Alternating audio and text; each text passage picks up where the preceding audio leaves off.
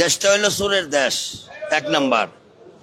আর এই দেশে যাই কিছু হোক, আওয়ামী লীগ বিএনপি জামাত নাই, আই পরিবহন শ্রমিকের উপর অত্যাচার জুলুম, এই ভাই দেখার মতো লোক নাই, আর মিডিয়া কথা বলার মতো মানুষ নাই। বললে কি লাভ কি বলেন? আমার একটা লাভ দেখাই দেন। এই যে ময়মনসিংহের ড্রাইভারটা মারা গেল, এই ব্যাটারে কেউ 1 টাকা দিছেন? এই যে বাংলাদেশের সড়ক পরিবহনে যারা পরিবহনের লোক চাকরি করে, বাংলাদেশের ভিতরে সবচেয়ে লাঞ্ছিত নির্যাতিত এই পরিবহন শ্রমিকরা। এরা খায় রাজার হালে, ঘুমায় আমরা কুকুরের হালে। আপনি গাড়ির ভিতরে একবেলা ঘুমাইতে পারবেন না। আমরা সারাদিন খাইতে আইসা গাড়ির ভিতরে ঘুমাই থাকি।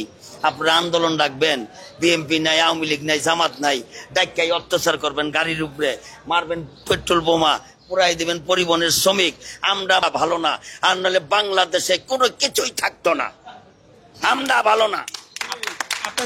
আপনাদের শ্রমিকদের বেশ কিছু সংগঠন রয়েছে, তারা কি কোনো দেখভাল করে কিনা? আরে ওগুনি তা ওটা ফন্নাতেই, ওগুনি কি দেখান? ওগুনি দেখে লাভ আছে?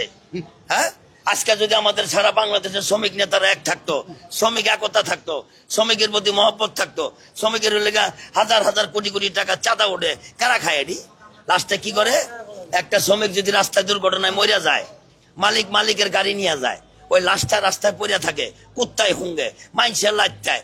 লাস্টে এই যে আমরা যাকে খারাপ করি, বাংলাদেশের পুলিশ বাহিনী, সর্বশেষ ওই পচা লাশটা ওই পুলিশে ব্যাগে করে নিয়ে মাটি দেখ আর পুত্তা তোক আর ফালাই তোক দে। অতএব আমাদের কাছে আসবেন না, মিডিয়া যারা আছেন সারা বাংলাদেশে, আপনার মারফতে জানাতে চাই, আমাদের মিডিয়া যা বাংলাদেশে যত মিডিয়া আসেন, দয়া করে এই পরিবহনের লোকের কাছে আইবেন না, কারণ আমরা তো মানুষ না, আমরা অমানুষ। আমাদের কাছে আইসা লাভ কি? আপনারা যাবেন গুলশান, বনানী, উত্তরা, বাড়িধারা, শিল্পপতি যারা অগোক আছে, আমার কাছে এখন লাভ নাই, আর মনে কষ্ট দেন না, আমরা সবার কষ্টের কথা, সুখের কথাই তুলে ধরতে চাই। আপনি আপনার কষ্টের কথা তুলে ধরছেন, এটাই।